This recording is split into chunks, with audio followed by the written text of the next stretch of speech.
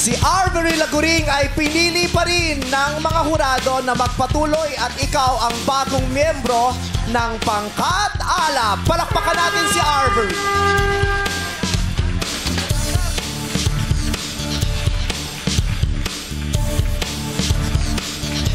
Pangatlong grupo na ito ni Arbery.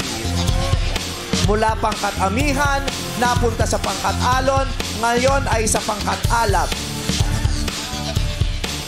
Ang daming kulay ng damit na ang naisuot ni Arbery. Pupula naman siya. Baka next time, agimat ka na. Tapos sa susunod, judge ka na.